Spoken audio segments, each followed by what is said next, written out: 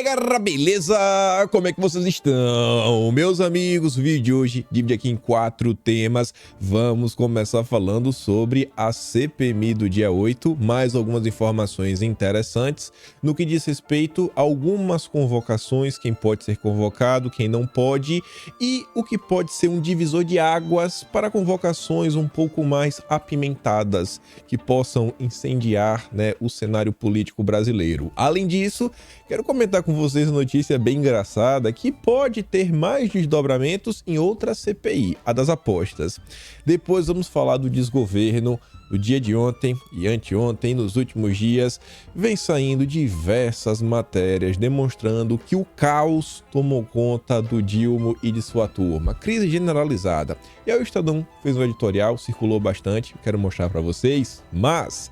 Entretanto, porém, todavia, acho que a notícia mais interessante de todas envolve um vazamento no grupo de WhatsApp, uma espécie de X9 que gerou criando burburinhos e tá deixando a galera meio incomodada. Além disso, tem outros pontos que eu também quero comentar, não vou adiantar muita coisa, que se conectam inclusive com o nosso terceiro tema. Vamos falar da agenda ambiental do desgoverno, que está sendo criticada tanto por abandonar a Marina, abandonar a Guajajara e aquele projeto do Dilma de tentar facilitar a compra do carro popular. Está sendo criticado sob os mais diversos aspectos, tanto o planejamento, as questões econômicas e até a falta de preocupação com o meio ambiente. Ele está apanhando da esquerda por todos os lados.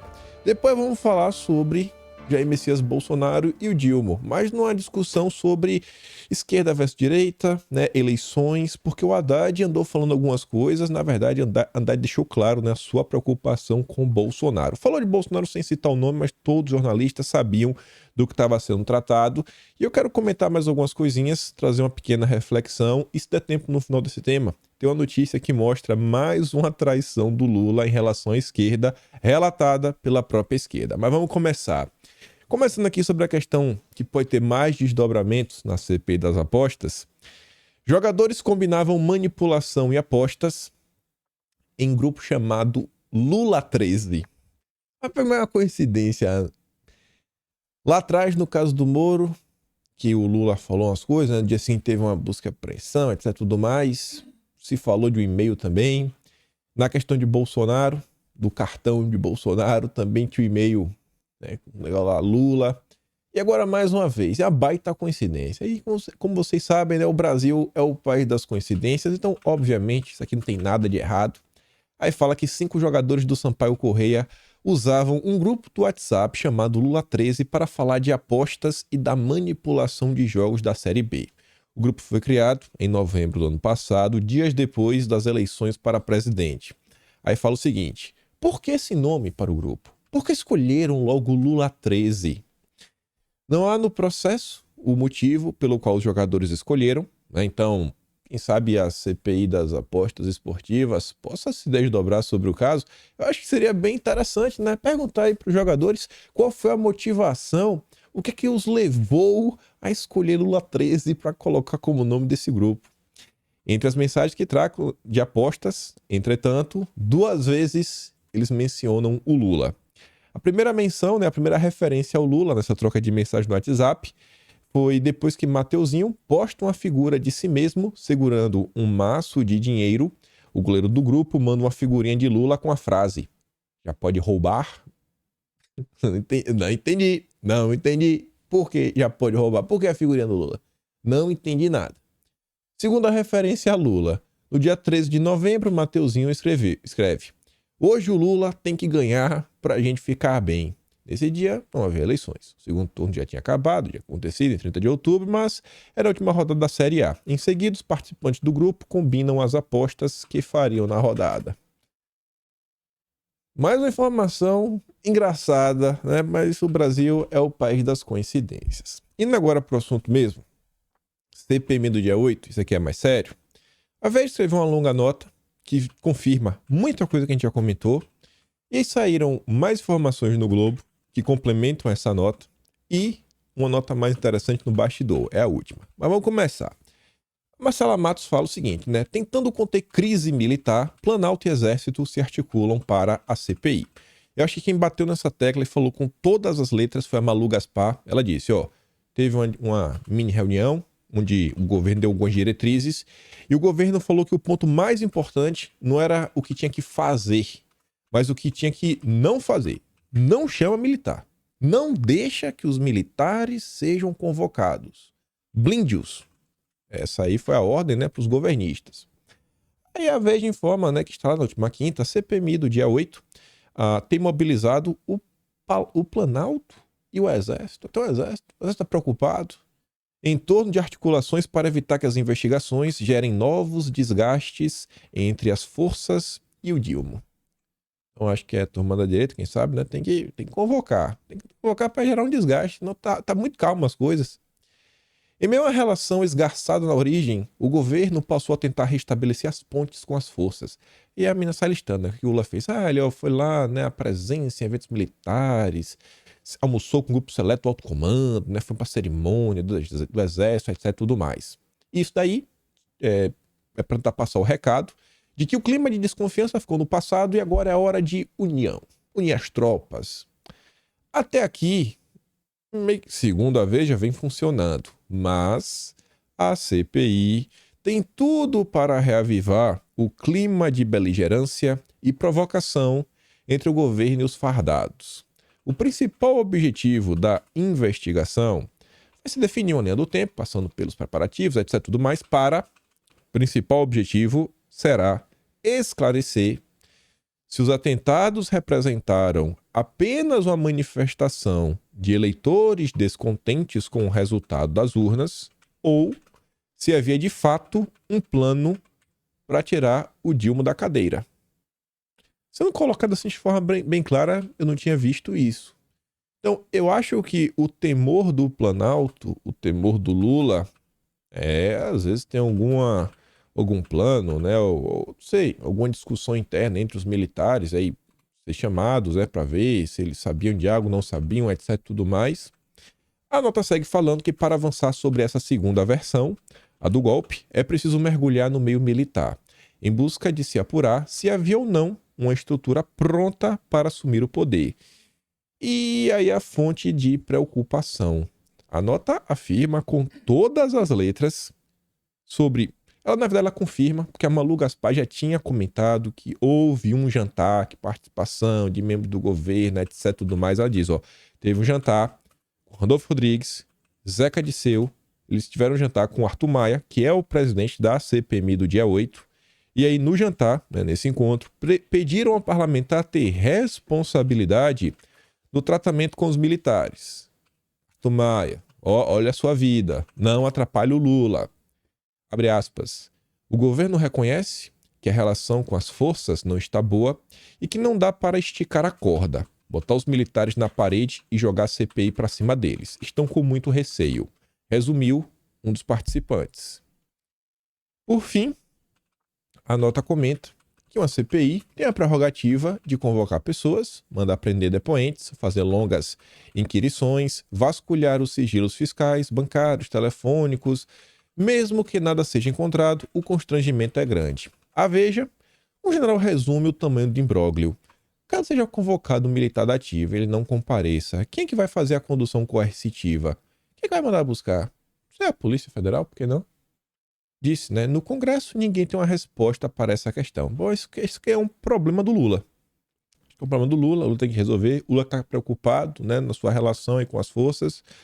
Não é problema do brasileiro. E...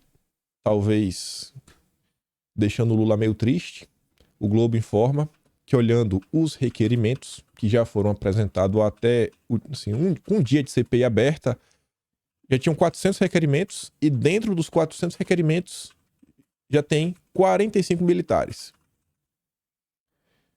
Óbvio, até a turma da esquerda convocou, mas ele não chama aqui, vai chamar o Cid, Heleno, Braga Neto, etc, tudo mais, que isso aí, com certeza, ninguém vai se mover para ajudar, né? As Forças Armadas estão muito ocupadas para se preocupar com esses aí. Mas a turma também convocou o Gonçalves Dias, esse é o do GSI, esse deveria ser, inclusive, um dos primeiros, né? Quem sabe a CPI começar com ele. Pô, o cara tava lá, que deveria... que a gente iria, né, mitigava qualquer tipo de dúvida, de questionamento, se o governo... fez a coisa certa, não fez a coisa certa, etc, tudo mais. Vamos ver como é que vai ser. Vamos ver quem o Arthur Maia, o presidente, vai convocar.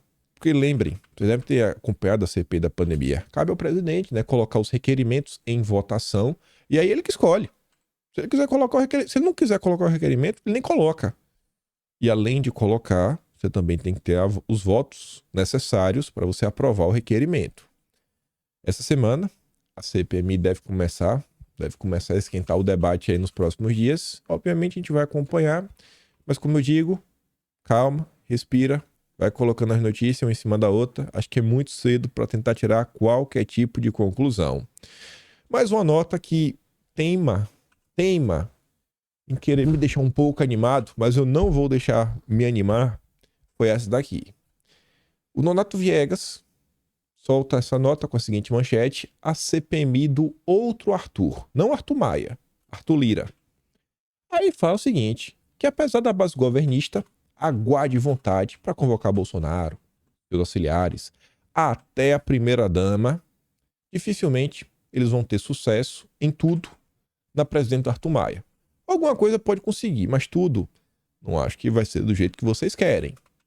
Assim como diz que não permitirá teses estapafúrdias sobre a participação de membros do governo no quebra-quebra, o Arthur Maia não está disposto a colaborar com ataques a Bolsonaro. Quer jogar dos dois lados, fazer acenos para ambos os lados. E a parte interessante vem aqui agora. A ordem do Lira, a quem Maia é ligado, é evitar incêndios, mas é para evitar, mas como diz um conhecedor dos métodos do presidente da Câmara, o andamento vai depender das relações com o governo e das eventuais mensagens que ele queira enviar. Até o presente momento, o governo está meio atrapalhado.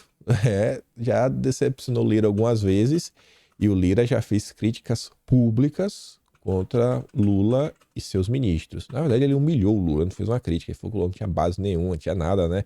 O presidente fraco. Ele não falou que era fraco, mas ele deixou subentendido. Eu acho. Já com o Padilha, ele pontou com todas as letras. Enfim, se o Lula continuar fazendo o que ele está fazendo, eu acho que a gente pode entrar nesse cenário. Que o Lira, né, se senta compelido a mandar um recado. Lula, deixa eu te contar uma coisa aqui. Vou te mandar esse recado pela CPMI. Diz o interlocutor de Lira. Ele terá mais controle sobre a CPMI que o presidente do Congresso, o Rodrigo Pacheco. Não só porque exerce ascendência sobre o presidente da comissão, mas porque 15 dos 32 integrantes lhe são leais. O Dilma sabe, mas disse a aliados que não tem o que fazer. Então vamos dar uma olhada. Dá uma olhada aí como é que vai ser o desdobramento nos próximos dias. Continuando, mas eu não quero me deixar me empolgar, porque a gente sabe, né? Brasil sempre pode dar errado. Veja só como são as coisas. Olha essa foto emblemática. Ela foi bastante comentada ao longo do dia de ontem por diversas pessoas diferentes, não só pela bolha da direita, até porque essa foto é da Gabriela Biló, fotojornalista da Folha de São Paulo, aquela que até gerou uma polêmica dela, porque ela botou o Lula atrás de um vídeo estilhaçado e foi aquela confusão. Mas enfim, ela tirou essa foto, tá na capa da Folha de São Paulo de ontem. Eu peguei aqui um jornalista picanheiro, né, isentão qualquer, Dora Kramer, falando, Randolph, Padilha, Costa, Pimenta e Rodrigues, todos com cara de enterro na foto da primeira página da Folha. Olha a cara do José Guimarães. Tá bem não, viu, irmão? Não tá bem não. O Paulo Pimenta ali atrás também, né? Vixe Maria, parecendo que tá doido pra cagar. Aí tá o Rui Costa com o dedo no olho, Randolph totalmente desconfortável, parecendo que tem alguém atrás dele, e o Padilha, né, sem saber onde colocar as mãos pra poder falar. O governo vem tendo aí fortes derrotas. E essa foto aqui é interessante, porque ela que estampa, né, que é o núcleo duro da articulação política do Lula. Só faltou o Jacques Wagner, mas vem sendo um cara aí mais dos bastidores e que não tá entrando, né, no campo com tanta voracidade e de vontade para ajudar. Você vê que a coisa não tá boa. A capa da Folha de São Paulo é essa daqui, ó. A manchete dessa foto: Lula busca reverter derrotas, mas admite fraqueza no Congresso. A coisa não tá fácil por Dilma, né? E a gente vem comentando isso tem muito tempo, há muito tempo. ele está com um problema no Congresso e o Lula está enfrentando um problema dentro da sua base, fora brigas palacianas. Eu não sei mais onde ele pode ter problema. Ó, ele está com problema na agenda internacional, ele está com problema na base dos militantes, está com problema dentro do palácio, né, e as brigas entre os partidos de esquerda, e está com problema no Congresso. Ele ainda não brigou com o judiciário. Torço que isso aconteça, mas eu acho que ele não vai cometer esse erro. Só falta isso, né? E também tem a imprensa, né? A imprensa está ajudando o Lula daquele jeito. Mas aí veja. A primeira-dama vira alvo de queixas em semana de derrotas para o Dilma no Congresso. Essas críticas, elas estão se tornando cada vez mais constantes. Essas situações, elas estão sendo pontuadas desde janeiro. Desde janeiro que já saem matérias nesse tom, falando sobre a ascendência da primeira-dama, sobre o Dilma, sobre sua agenda, sobre nomeações no governo. Na transição já se falava disso. Só agora está intensificando. E por quê? Porque o Lula está perdendo uma atrás da outra. Está sendo humilhado. Está passando vergonha. E aí a Malu Gaspar diz, ó, uma das queixas mais repetidas em Brasília, porém, ninguém teve coragem de fazer diretamente ao presidente. Se ninguém teve coragem de fazer, nem os petistas mais antigos, isso demonstra a força da primeira-dama na hora de influenciar o Dilma. Lembrem, é um cara de 77 anos, com raiva, né, com rancor no coração, sem amigos. Então, não critiquem a mulher dele. Segundo auxiliares do próprio Dilma, inclusive os que trabalham bem perto dele no palácio, um dos entraves para que ele tenha um contato mais próximo com a classe política é o fato que a primeira-dama bloqueia a agenda nos horários de almoço porque é hora de descanso. O Dilma tá velho, né? Tem que dar um descanso, tirar uma sonequinha. Também prefere não ter parlamentares viajando com o casal no avião presidencial e até agora não aceitou abrir o alvorada para caravanas de políticos que faziam parte da rotina do palácio no primeiro e no segundo mandato do petista. Em outros tempos, esses horários mais livres iam para as conversas políticas. Lula sempre soube fazer isso melhor do que ninguém, mas agora a gente não consegue porque ele está viajando muito e quando está em Brasília, a primeira-dama toma conta. É um caos. O cara tá vivendo um caos em todas as áreas. Aí, olha que interessante. Essa aqui chega a ser um pouco de satisfação interna na hora que eu ver isso daqui. Esses tweets eu mostrei para vocês 3 dias atrás, no vídeo do dia 25. Eles aconteceram no final da noite do dia 24. E eu comentei, pessoal, e eu tô batendo essa tecla. Eu acho que eu sou uma das poucas pessoas no país que está comentando sobre isso. Porque a imprensa, ela noticia a crise do governo no Congresso. A imprensa fala desse negócio mais institucional. Só que eu tenho uma preocupação para além disso. Eu não sou desses grupos, né, Novelo Data, ITS, né, que a Rede Globo chama aí para fazer aqueles estudos de engajamento das redes.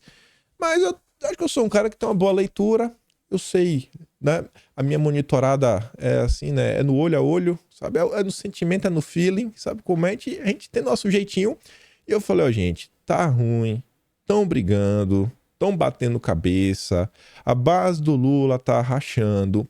E aí, no vídeo do dia 25, mostrei esses tweets, né? Que o PT do Senado, né, o perfil do PT do Senado comemorava o fato que a MP tinha sido aprovada, sendo que foi uma derrota para o PT. E aí a galera falava, que vergonha esse tweet. Eu não acredito que vocês postaram isso. Aí o cara falava, vitória para quem? Isso foi um absurdo. Aí eu falei até que o amigo do Felipe Neto tinha reclamado também, né? O Cleison, vocês estão querendo capitalizar em cima de uma tragédia? Aí eu quero relembrar isso por quê? E porque eu falei para vocês que eu senti um pouco de satisfação. No dia de ontem, o Globo soltou essa nota. Quando o Lauro Jardim, mas quem escreveu foi a Naira Trindade. Caça às bruxas ao X9 e exclusão. A confusão no grupo do PT. O vazamento de uma informação no grupo de assessores do PT na Câmara causou a exclusão de pelo menos 13 pessoas até agora e também fez com que fosse alterada a política de publicação de participantes do grupo. Chegou a permitir que só administradores possam publicar, mas voltou atrás e deu novamente permissão a todos os membros. Toda essa treta começou quando o perfil do PT do Senado comemorou no Twitter a aprovação na comissão da medida provisória que modifica a estrutura ministerial do Lula. O post dizia: Vitória, a comissão acaba de aprovar a MP da organização ministerial do governo do Dilma. Exatamente esse aqui. Exatamente esse tweet que a gente trouxe em vídeo. Virou notícia ontem. A Globo tá atrasada, muito atrasada. E aí, um dia depois, né? A Folha de São Paulo também comentou, mas muito depois da gente, ó, 4h30 da tarde, o vídeo foi às 8h15. A Folha também falou sobre esse tweet, ou seja, veja como não é uma coisa qualquer, ó. Aliados de Marina reclamam com o PT por tweet falando em Vitória, né, em medida provisória. Mas vamos voltar para a matéria do Globo. A comemoração gerou revolta no grupo dos assessores do PT. A repercussão geral entre petistas também foi ruim. A repercussão entre petistas, ou seja, a repercussão na base do Lula, de sua militância nas redes sociais, foi ruim. O Lula traiu a sua militância. O PT traiu a sua militância. E uma hora depois, o perfil precisou se explicar, dizendo: não, olha só, a maioria do Congresso impediu que a extrema-direita derrubasse a MP que reorganizava a estrutura ministerial. A medida vence em 1º de junho. A não aprovação do texto representa o retorno da configuração administrativa aos moldes do governo anterior. Tentou passar um pano, mas não deu mais. Não deu. Não tinha o que fazer. Aí a nota do Globo fala o seguinte: só que o climão começou no grupo quando postaram a notícia publicada por um blog. E eu sei que blog é esse, o Cafezinho. O Globo devia dar os créditos. De que o post havia irritado os assessores. Começaram então as buscas ao X9 que teria vazado a informação e foi iniciada a exclusão de várias pessoas do grupo. Sabe que notícia é essa? Essa daqui. A gente trouxe em vídeo, hein? Dia 25. Estamos 3 dias na frente do Globo. Eu quis trazer isso, não é pra falar assim, olha só, estamos na frente do Globo. Não, pessoal. É porque às vezes eu falo assim, ó, a base do PT tá brigando. E eu tenho certeza que tem gente que fala assim, rapaz, será mesmo que tá brigando? Será que esse menino não tá querendo mentir pra gente, né? Só pra deixar a gente ser meio esperançoso, meio animado? É porque tem tanta notícia ruim no Brasil. Às vezes ele quer dar uma injeção de ânimo, falar, não, gente, não desistam não. Não, pessoal, eu realmente falo as coisas porque eu acredito no que eu tô falando. Eu não tô aqui pra fazer torcida. Aí, ó. Diferente do blog, tá aqui, ó. É a notícia que saiu no ucafezinho.com, publicada pelo jornalista Kleber Lourenço. Pra Globo é blogueiro, pra mim é jornalista. Acho que todo mundo tem que ser tratado pelo respeito, pelo que é. Quando o Kleber Lourenço escrevia no Congresso em Foco do UOL, eu acho que a Globo chamaria de jornalista, né? Mas agora, como tá num blog de esquerda, já virou blogueiro. É num blog de esquerda. É um absurdo, né? No final do dia, a imprensa, né? A Rede Globo é uma carniça. Não importa, você vê que não importa o espectro, só a turminha do consórcio merece o respeito. Se não, quando é um perfil de grande proporção, tipo Felipe Neto. Jornalista, só os deles. Aí tá ali, né? Deu errado. Parece que o post do PT no Senado incomodou até mesmo os assessores da base do WhatsApp. Vem conferir essa história completa aqui. Tô batendo na tecla. O Dilma, ele tá com problema no Congresso, problema no Palácio, né? Você tá vendo aqui da primeira-dama também. Tá com problema da agenda internacional e tá com problema na militância. Tá aí, tá aprovado. Notícia do Globo comentando sobre o caso. Aí, a notícia do Globo termina falando o seguinte: em meio à confusão, sobrou até mesmo pro Janones, que foi criticado e chamado de coach de rede social após ter afirmado que o governo é analfabeto digital. Briga interna. Porque o Janones estava falando óbvio, que o Paulo Pimenta é uma piada, é um fracasso. Ele não sabe nada de comunicação. Como o PT não sabe, como nenhum desses jornalistas sabem. E ficou aí mentindo na rede social, falando os maiores absurdos. Pra quê? Pra regular. E aí sim, né? Eles não vão vencer no campo democrático, mas na imposição, na perseguição. Por fim, em discussão, os administradores do grupo mudaram a forma de publicação, permitindo que só um grupo restrito possa publicar informações. Mas a mudança durou pouco. Minutos depois, todos voltaram a poder fazer comentários no grupo. Aí o Estadão também escreveu um editorial. Eles fazem várias críticas, só que tem uns pontos interessantes, porque também são algumas confirmações. Que fala assim, ó: Lula perdido da Silva. É difícil acompanhar a política nacional e não se espantar com o fato que o governo do Dilma não completou 5 meses, mas já está imerso em confusões que o fazem parecer precocemente envelhecido, como se já estivesse padecendo da fadiga de material típica de fim de mandato. Lula parece perdido. É mesmo. Sabe-se que ele queria governar o país pela terceira vez, ou não teria se submetido à altura da vida, ao desgaste de mais uma virulenta campanha eleitoral como foi no ano passado. Não, isso é ego. É ego e é falta de nomes dentro da esquerda. Não tinha nenhum nome apto a derrotar Jair Messias Bolsonaro. Foi por isso que vocês escolheram Lula. Simples assim. Mas, até agora, não se sabe exatamente para quê. Afinal, aonde Lula quer levar o Brasil? Qual o seu plano estratégico para o país? Plano, país, onde quer levar o Brasil, o país, né? O que a gente vai batendo na tecla tem... Não sei, já tem um mês. Acho que já deve ter um mês. Eu começo a me perder nas datas. Precisamos discutir um projeto de Brasil. Precisamos discutir um projeto de nação. O que é que a imprensa agora está pontuando que o Lula não tem? Um projeto de país. Uma agenda. Precisamos discutir.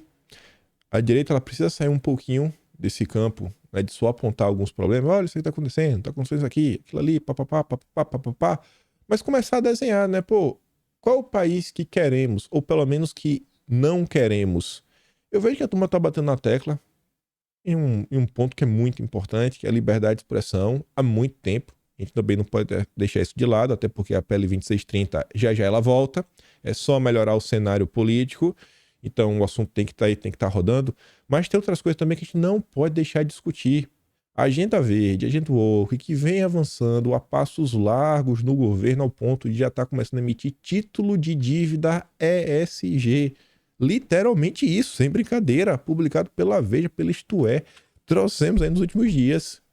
Reforma tributária com regulação do mercado de carbono, imposto do pecado, imposto verde. Olha o que está acontecendo. Então, pelo menos lá, não queremos isso. Não, isso aqui não, isso aqui vai contra a nossa soberania nacional. Mas vamos continuar. Desencontros são naturais do início de qualquer governo. No entanto, não há explicação razoável para tantas crises políticas em tão pouco tempo. Lógico que tem explicação. Lógico.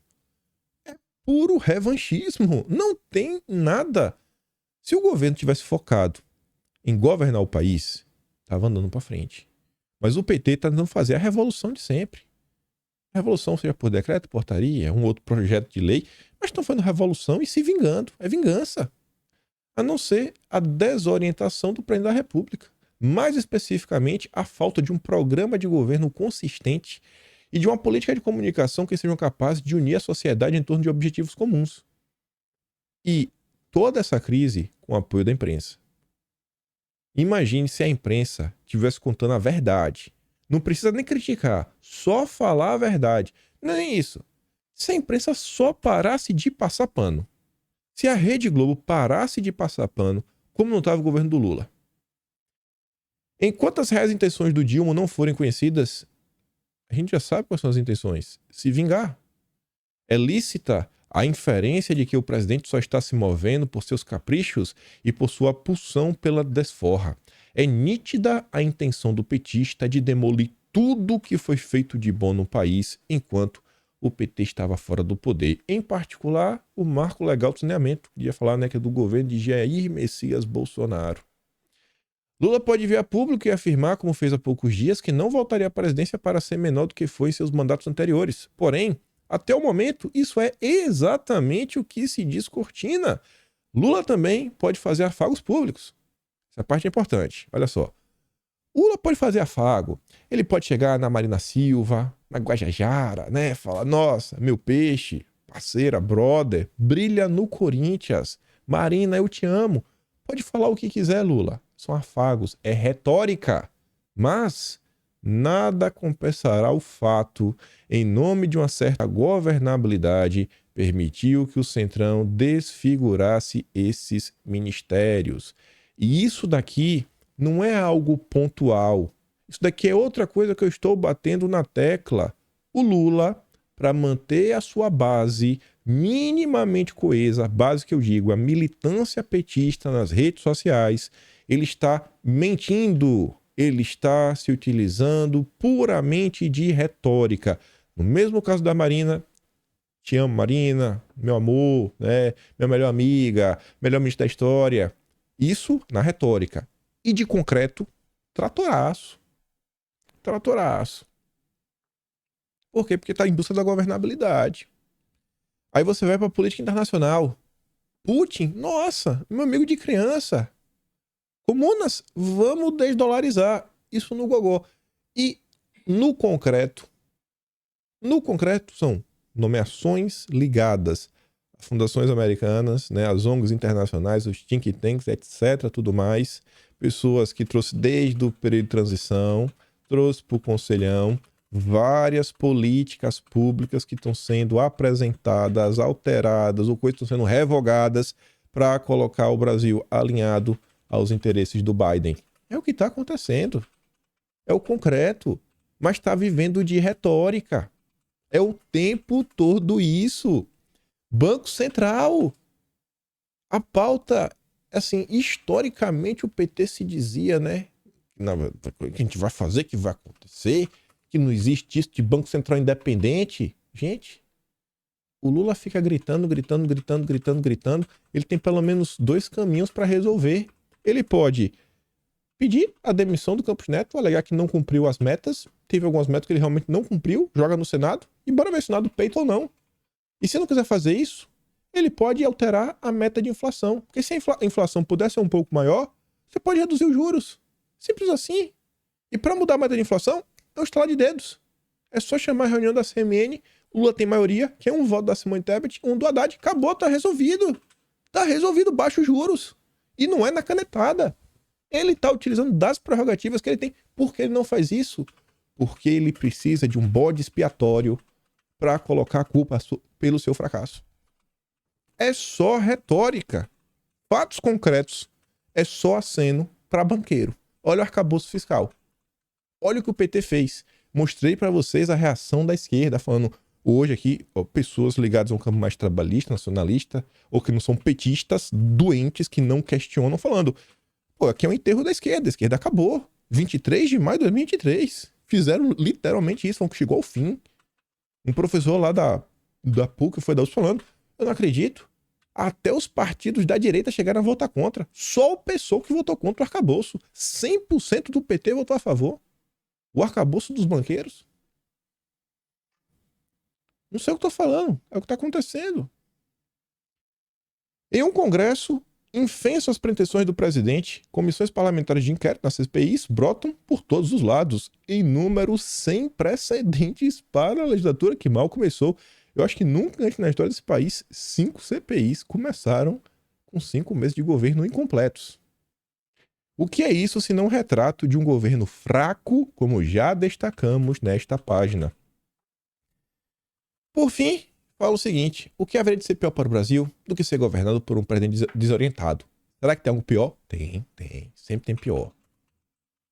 Se Bolsonaro tivesse sido reeleito, aí tá ali, ó, o país já teve a infelicidade de ser governado por um desqualificado como Jair Bolsonaro durante a mais grave emergência sanitária em mais de um século. Seu despreparo e principalmente seu descaso com a vida fizeram de sua gestão da crise, por assim dizer, uma tragédia dentro de outra tragédia. Ó, eles falam tanto, né, na questão de tomar. A primeira foi em dezembro. Em janeiro já tinha no Brasil. Em números absolutos, desde o início, o Brasil estava lá. 5ª, 4ª posição. Ficou pouco tempo aqui, já pulou para a 4ª posição e ficou o resto do tempo. Teve para quem quis, para quem não quis. Teve marca para escolher. Teve fabricação em território nacional. Qual a explicação? Jorrou verba para tudo que é lado, para prefeitura, estado. Cadê? Auxílio pro povo. E mais do que isso. O cara batendo na tecla. Tudo ele falando, ó, vai dar problema aqui. Passava um ano, olha lá. Ó, pô, as pessoas mais vulneráveis, vamos tentar falar para elas ficar em casa, mas não dá para todo mundo parar. Principalmente as crianças, tem que estudar. Aí passa o ano, pô, olha só os prejuízos na educação infantil. Mas o Estadão se vale de mentiras. E terminar falando, né, que existe tempo pro Lula, né, que eles conhecem reaparecer. Resta saber se era isso o que ele realmente se propôs a fazer pelo país, né? Ou seja, nada. Aí, eu gostei muito desse comentário aqui, porque o João conseguiu resumir o que eu meio que acabei de falar sobre Bolsonaro. Ele colocou ali o editorial do Estadão, falou o seguinte, né? Mas o editorial patético. Começou fingindo surpresa pelo comportamento do Dilma, como se ele tivesse avisado, como se ele não tivesse avisado de tudo que ele pretendia fazer durante a campanha. Esse ponto eu concordo, só que eu não acho que é patético. Eu acho que tem algumas partes que, né, que o Estadão confirma algumas coisas que o Lula vem fazendo, como a questão da retórica, né, as CPIs, né, falta de um projeto de país, etc. No final, as mesmas críticas vazias à administração de Bolsonaro, como sinal, como salvo-conduto para poder criticar aquele que ajudaram a eleger com tanto empenho. Repetem slogans vazios e os tratam como verdades absolutas. Dizem que a gestão da crise foi terrível, esquecendo que na área econômica o país foi um dos que melhor lidou com a crise. Omite também o fato, né, que em termos proporcionais foi muito melhor no trato da saúde do que países desenvolvidos que têm um sistema muito mais robusto, com muito mais verba, com muitos mais médicos, assim, proporcionalmente falando. Mas tá aí, né? Esse é o consórcio.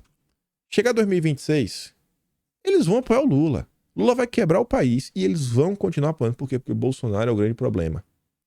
Aí, para você achar que não teve nada de relevante ao longo da semana, vejam só. A SECOM compartilha aqui pra gente, ó. Olha isso aqui, rapaz. O Paulo Teixeira estava na inauguração do letreiro. O letreiro da cultura foi mais movimentado, né? Teve lá uma festa, um sarau. Sarau é roda de viola de hippie, né? Tava lá um sarau, Margareth Menezes, Janja. Aqui não, aqui só tá o... Meu Deus do céu, viu? Paulo Teixeira. Inauguração de letreiro. É como tá as coisas, né? Esse é o projeto de governo que o Lula tem. Vamos continuar falando de problemas e desgastes. Boiada está passando de novo, dizem ONGs, sobre esvaziamento do meio ambiente. Os ongueiros. Olha, a Folha de São Paulo, ela é até justa. Ela é mais ou menos justa, porque no final da nota, a última linha da nota, ela diz, ó, o projeto Planeta em Transe, que está lá em cima, é uma parceria da Folha de São Paulo com a Open Society Foundation. Mas, como a Folha de São Paulo tem um paywall, que se você não é assinante, você não consegue ler o texto, você não vai ver esse final, mas ainda assim você consegue ler a manchete, eu recomendo que a Folha de São Paulo coloque em letras garrafais no título, que é uma nota, né, que tem parceria com a Open Society Foundation. Porque aí o leitor, ele sabe que ali tem um viés. O viés dos zongueiros, o viés da turma dos Soros. Os zongueiros estão tristes, gente. Graças a Deus, parabéns ao Congresso Brasileiro. Tem que irritar os zongueiros mesmo. Aí você vê, ó, o Congresso está passando uma boiada na proposta de reestruturação administrativa do Dilma. Quem diz? O Observatório do Clima. Aquela ONG que eu descobri, eu não sabia, lendo as discussões da esquerda. Mostrei para vocês a gringa Brasília, né? Um perfil de esquerda, ela foi atrás, ela colocou o PDF disponível, tá? O link do site oficial do governo americano, da USAID, que é basicamente uma agência de recebe do governo, né? Para lidar com a política internacional. A USAID comenta lá no PDF deles que foi numa reunião que eles promoveram em 2002, que os zongueiros se juntaram, vários zongueiros diferentes, e montaram o Observatório do Clima, que, se não me engano, hoje é formado por 94 organizações socioambientais. Olha quem está reclamando, os zongueiros. A carta também, né, foi assinada por 30 organizações, né, reclamando aí, não protejam a Marina, e foi encabeçada pelo movimento da juventude Fridays for Future Brasil. Sabe que movimento é esse? É o da Greta. Tu quer me falar que a Greta está acompanhando o debate do Congresso Brasileiro de MP, de medida provisória, reestruturação de medida... A Greta está acompanhando isso? Ou foi algum ongueiro brasileiro que só mandou carimba aí? Carimba aí para ter repercussão internacional? É uma piada, mas é como a coisa está sendo feita no Brasil. Aí continua, em nota, o WWF, só ongueiro internacional. Se ainda fosse uma ONG em Brasil, não, só ongueiro internacional. Olha só, está nas mãos do Congresso Nacional garantir a reconstrução das políticas públicas socioambientais desidratadas durante a gestão de Jair Bolsonaro. Olha só, se Bolsonaro desidratou, né, significa que, acho que na visão de quem discorda dos ongueiros, Bolsonaro evoluiu na questão ambiental. Para a ONG, a MP 1154 caminha nessa direção, no entanto está ameaçada. Graças a Deus. Pela redação da MP, a atribuição de demarcar terra indígena sai da Guajajara e vai para o Ministério da Justiça. Aí vem a PIB, dos índios. A mudança representa um risco a novas demarcações. Graças a Deus. Nada contra, mas... Na boa, já tem 14% do território nacional. 14%. 14%. Gente, vamos botar a mão na consciência. Olha a proporção de pessoas, né, dos povos originários, indígenas. Olha o tamanho, assim, pensa bem. E tem muita coisa nessas regiões. E assim, é muito engraçado, porque várias dessas terras são demarcadas em cima de localidades extremamente ricas, né? Tudo que está abaixo do solo. Mas você já sabe disso, né? Por fim, ainda fala assim, ó. A nota foi assinada pelo secretário de Controle de Desmatamento do MMA, né? O André Randolph de Lima, ele mandou aí para a Marina. A nota técnica aponta prejuízos na implementação das políticas ambientais. Prevalecerá a ótica... tô lembrado. Ele mandou uma carta para falar especificamente da negócio de águas. A Agência Nacional de Águas, que é a ANA. Acho que é isso, a Agência Nacional de Águas. Falando, meu Deus, olha só. Não é assim, meu Deus. A nossa água está em risco. Olha por que ele está preocupado com a água.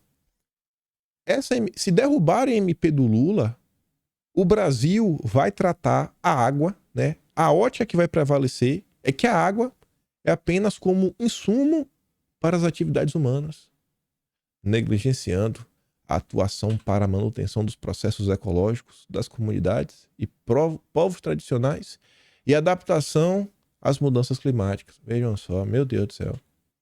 Aí tá ali, ó. Ao avaliar a proposta da ANA para o MDR. Como assim, gente? Meu Deus, olha só. O foco, se derrubarem a proposta do Lula, é que a água é para insumo humano. É a preocupação com o ser humano. Não. Se preocupar só com o ser humano é ruim. Tem que se preocupar com o ser humano, mas também processo ecológico, as comunidades, povos tradicionais e adaptação da mudança climática. Você vê como são as coisas, né? Daqui a alguns dias, o ser humano vai virar inimigo. Vai estar na Constituição. O ser humano é inimigo da mãe Gaia. Ele não vai ser mais terra, né? Tem que divinizar. É o materialismo ao extremo. Aí você vê. Por outro lado, notícia positiva. Polêmica sobre o petróleo na Amazônia pode parar no plenário da Câmara. Eu fiquei feliz ao isso daqui. A Silvia Wayampi, eu não sei, é a deputada do PL, né? Indígena do PL, ou Índia. Não sei como ela se pronuncia, me perdoe. Mas, enfim, ela utilizou as suas prerrogativas enquanto uma deputada federal e ela conseguiu as assinaturas necessárias para levar o debate sobre a exploração de petróleo na bacia da Foz do Amazonas para o plenário na Câmara.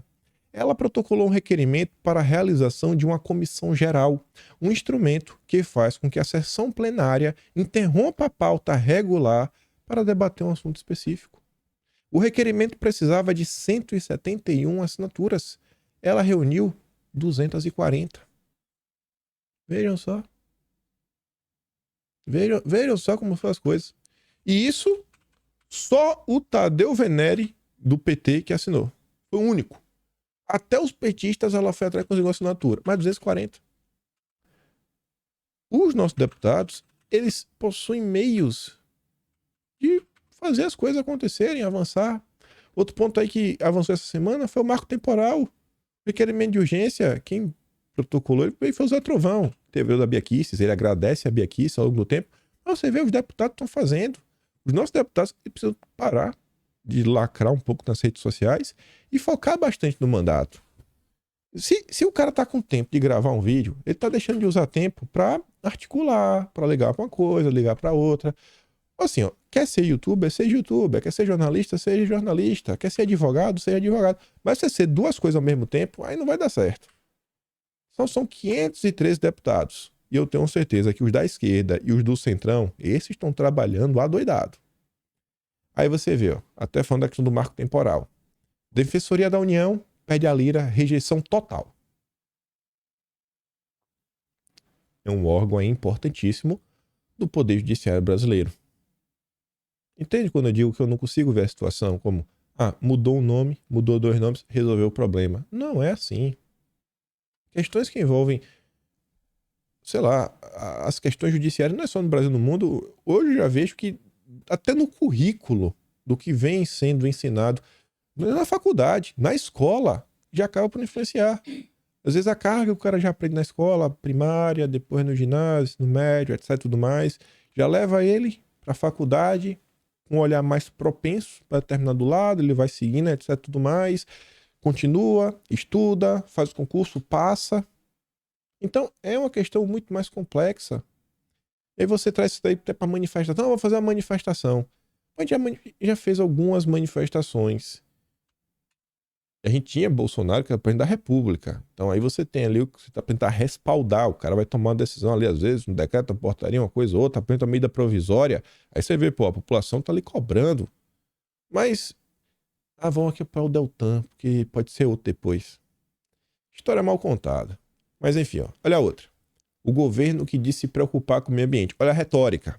Retórica versus fatos concretos. Alertas de desmatamento batem novo recorde no Cerrado. Dados parciais de maio preocupam antes mesmo do início da temporada crítica. A retórica é uma coisa. A prática é outra, totalmente diferente. Aí você vê, o Dilma resolveu lançar um programa aí do carro popular, né? Olha como é a Globo News. A galera parece que tem ódio de pobre. João André Trigueiro, rico, riquíssimo. Reduzir impostos do setor automotivo para vender mais barato carros com motor a combustão? Subsidiar o atraso tecnológico? Se tem dinheiro público na jogada, condiciona ajuda a novos padrões de eficiência. Olha só, tradução. Se tem dinheiro público, só pode gastar agora se o projeto for ESG. Só se for ESG. Olha como a agenda está entrando nas nossas vidas.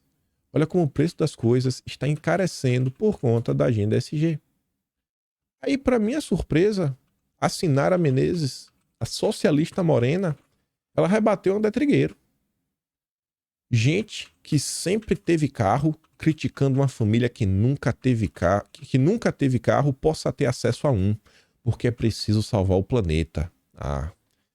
Me bata um abacate. Isso é um absurdo. Aí eu fui dar uma olhada, né, como é que tá na discussão da esquerda. A esquerda, que ainda tem um resto de sanidade, assim, ó.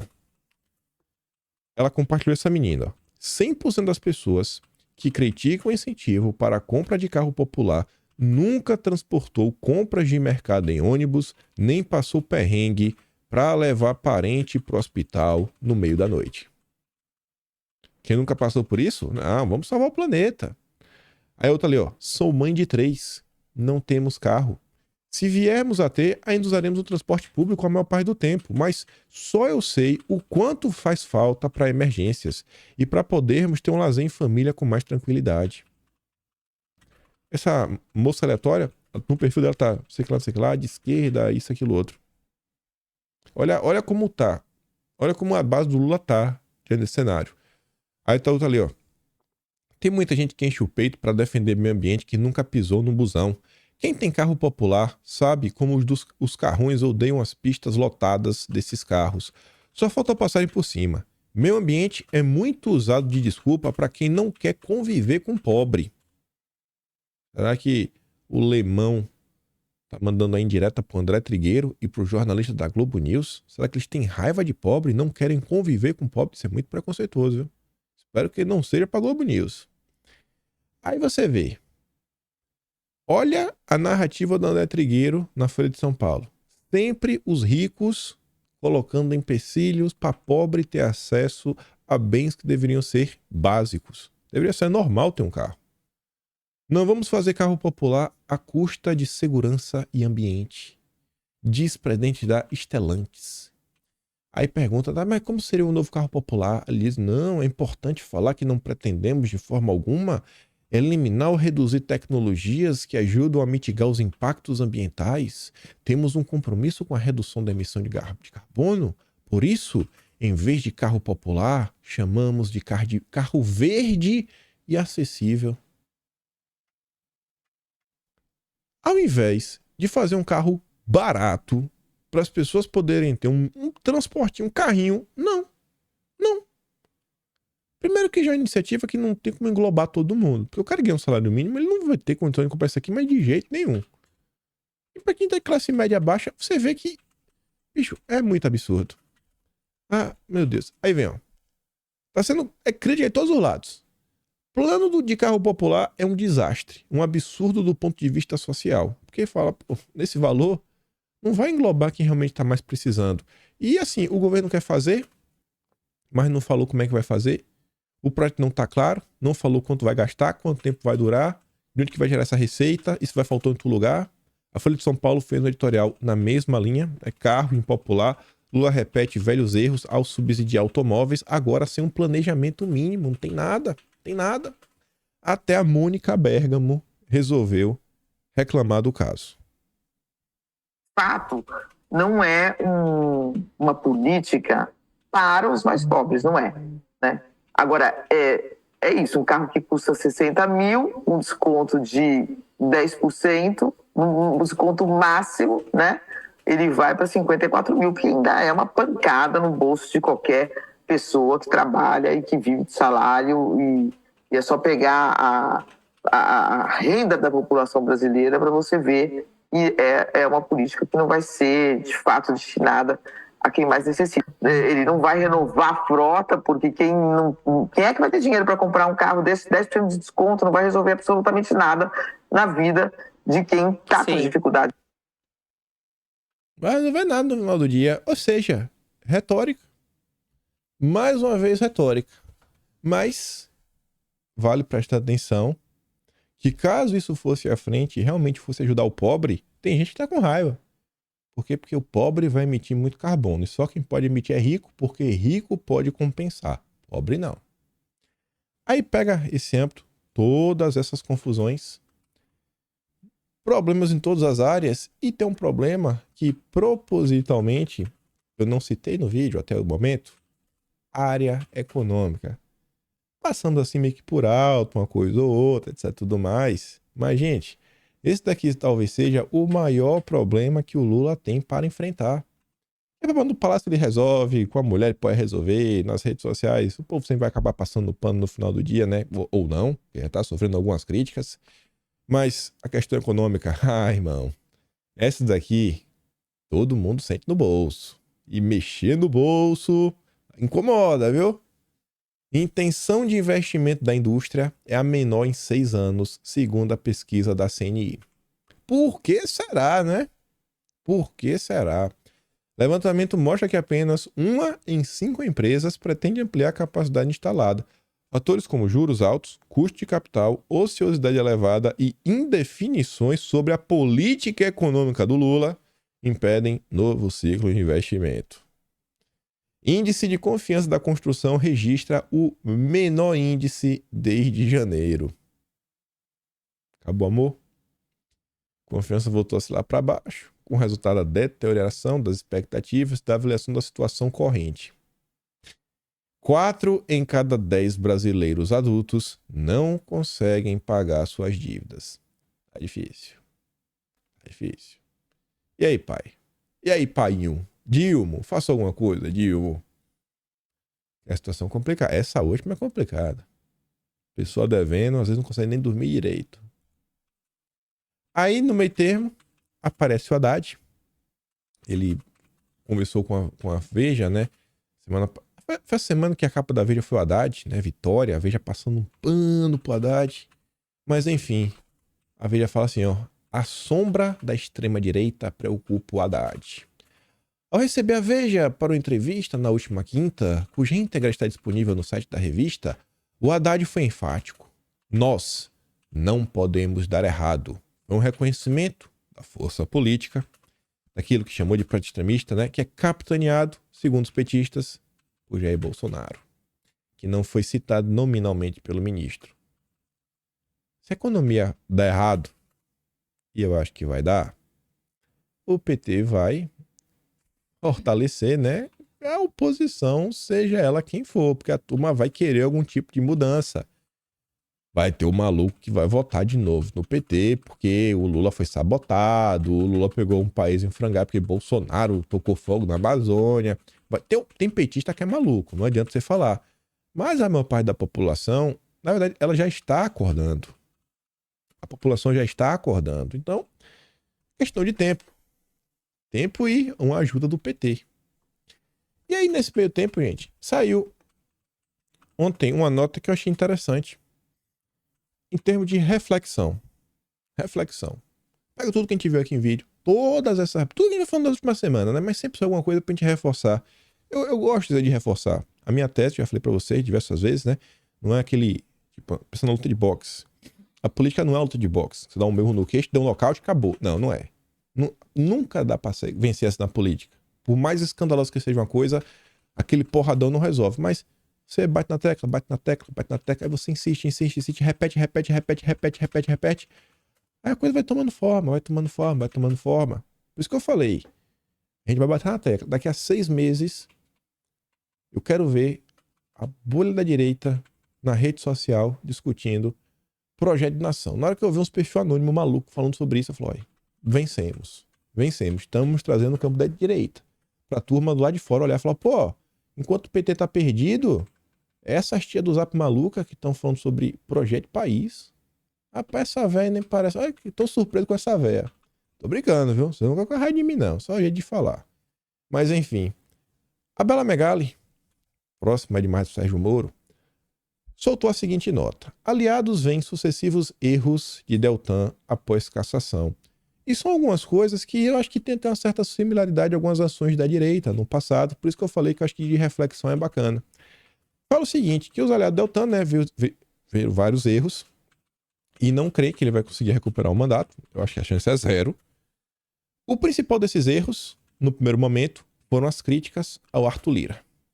Querer bater de frente com um cara que vai poder, quem sabe, destravar alguma coisa para ele. Nesse ponto aqui, você vê que nos primeiros 2 anos de governo, acho que também estava numa situação quase impossível com o Rodrigo Maia, né? Rodrigo Maia resolveu alguma coisa naquele momento, tava dureza. Mas você vê que depois do tempo mudou, os deputados até evitavam, né? E assim, de coisa, bater de frente com Lira. E os deputados foram indo, foram conseguindo alguns acordos, foram conseguindo avançar com algumas coisas, pegaram algumas relatorias importantes e, obviamente, tiveram momentos que só Jesus na causa, né? Com Arthur Lira. Aí lá na frente fala o seguinte, que outro erro apontado foi se alinhar a figuras identificadas, isso, aquilo, outro. Aí ele cita aí como exemplo. Esquece os exemplos, né? Cita o exemplo do Nicolas, o exemplo de Bolsonaro, etc, tudo mais. Foca assim no ponto que ele vai falar no final, né? Seria se alinhar com a galera que, em tese, são controversas no embate contra ministros de cortes superiores. Esquece o nome que ela apresentou, que a Bela Megali apresentou. Vamos tentar trazer para um ponto realmente assim que eu acho que dá para ter um entendimento. Olha o caso do Roberto Jefferson. Roberto Jefferson veio, nunca foi direita, se apresentou como direita. Aí vem a turma falando, não, temos que unir a direita, é momento de união. É a união que faz a força, é por isso que a direita perde. E todas as vezes que a turma vem com esse papo de vamos unir a direita, rapaz, dá pior. No final do dia, surge um problema muito maior do que tinha. É só acompanhar a trajetória do Roberto Jefferson. Eu acho que esse é um exemplo que todo mundo acompanhou. Todo mundo acompanhou. E ele foi lá na estratégia dele, né? No pessoal, deu certo? Venceu alguma batalha? Eu acho que não. Depois diz assim, que outra crítica é referente à manifestação convocada para o dia 4. Acham que o Deltan errou de novo. Inicialmente, o ato ia ser na Avenida Paulista, já foi transferido para o Largo da Batata, ou seja, um fiasco, um fracasso. A avaliação de seus aliados é que a manifestação não terá aderência e vai esvaziar ainda mais o capital político do ex-procurador. Essa manifestação é puramente para capital político. E a reflexão que eu acho que vale aqui é o seguinte. Eu acho que a direita ela até sabe onde ela quer chegar. O problema é o GPS. Ela não sabe a rota. Ela não sabe o caminho. Onde ela quer chegar, ela até sabe. Né? Não, eu quero ir naquele lugar. Ali, um país mais tranquilo, mais calmo, onde a gente possa falar mais coisas, né? Sem tanto receio, sem precisar estar o tempo todo medindo as palavras. Um país que, pô, que o pai possa educar o filho numa boa também, sem muita preocupação, porque está cada vez mais difícil. Sem preocupação do cara querendo tomar uma cervejinha, tomar o teu celular. Agora, como chegar lá? Às vezes o cara acha que vai ser por um caminho, só que esse caminho que às vezes a direita escolhe leva numa direção totalmente oposta. Às vezes o cara quer seguir na direção para conseguir mais liberdade, aí acaba, né, usando o GPS do Roberto Jefferson, bate lá em cima, toda aquela confusão, e ele perde a liberdade. Ele vai para o caminho contrário, era para ir para o norte, ele foi para o sul. Então, o momento atual, ele é ruim, ele é horrível. Mas ainda sendo horrível, olha para a esquerda, olha os fatos apresentados, tudo que eu vou mostrando para vocês, assim, ó, todos os dias, uma coisinha, outra coisinha, outra coisinha, outra coisinha, outra coisinha. Olha tudo isso. Olha o próprio Haddad falando do medo, se der errado. Tem tudo para dar errado. É a gente tentar inocupar esse espaço, o espaço no debate político, mostrar, ó, nós temos um projeto de país, nós temos ideias. Não somos esses malucos do PT. Só quer vingança, só quer nomeação, cargo e tudo mais. É expor as crises internas, expor a hipocrisia da imprensa. Tem muita coisa acontecendo que eu acho que vale a pena a gente explorar. E aí, por fim do dia, aqui também não é retórica, aqui é mais um fato e mais uma, como eu posso falar, confirmação. Teve aquela reunião, a gente comentou no vídeo, aquela matéria da CNN que falava, né, que Lira e Pacheco ensaiam um reencontro, falava desse encontro. Que tava aí, né, empresários, políticos e equipe econômica, todo mundo junto e misturado, em que esse reunião de em Brasília, na véspera da votação do arcabouço fiscal, acertou de voltar de se encontrar periodicamente. Só gente linda e cheirosa. Pacheco, Lira, Haddad, Galípolo, André Esteves, Rubens Menin, Benjamin Steinbrück, Rubens Ometo, Valfrido Maris Guia. Pesquisa aí, Valfrido Maris Guia, Lula, bota assim avião ou jato, vê o que tu acha na internet. Josué Gomes, Flávio Rocha, Carlos Sanches, Sidney da Febraban, Roberto Campos Neto. Internamente, alguns já batizaram o grupo de Conselhão do B. Quem tá tocando a agenda econômica? O PT já dizia que tá incomodado que o PT estava tocando. O PP estava tocando a agenda econômica, né? Parece que junto com essa galera aqui, sensacional, com ideias, nossa, maravilhosas. Olha por quais caminhos, né, o Brasil está sendo guiado. Por fim, só para bater, porque eu quis falar dessa questão de retórica, aquilo ali é o concreto. Enquanto o Lula fala que vai fazer o arcabouço fiscal pro pobre, vai botar o pobre no orçamento. Quem entra no orçamento? Os banqueiros, os bilionários. Enquanto no concreto, quem está se juntando é a galera esperta. Qual é a retórica do Lula? Vou enviar a reforma sindical em agosto, né? Agosto de Deus. Quando der, deu. É agosto. É literalmente agosto. Mas tá ali. Mas esse eu acho que vai entrar em algum momento, né? Que é para rever a negociação coletiva, para quem sabe pavimentar um caminho para o retorno do imposto sindical obrigatório. Tinha mais uma notícia, mas eu falei que não sabia dar tempo, né, da agenda internacional. A gente comenta amanhã mais uma traição do Dilma. Mas, por hoje, é isso. Se gosta do meu trabalho, pode se inscrever no canal. Tem um botão de valeu, tem um pin na descrição. Estamos aqui de segunda a segunda, há quase 4 anos, sem descanso. Não vamos parar. Enquanto deixar a gente estar aqui, estaremos aqui. Também tem outros brasileiros, kimpaim.com/br. Quem não assinou ainda, quiser assinar, quiser acompanhar todos os relatos, relembrar o que aconteceu em janeiro, fevereiro, março, esses já estão publicados, tudo bonitinho, separado por temas, subtemas, e vou mandar ouvir lá na Mônica Bergamo no Telegram. Lembra de compartilhar esse vídeo e espero te ver amanhã. Aquele grande beijo, abraço, tamo juntos. Valeu, meus amigos. Fui!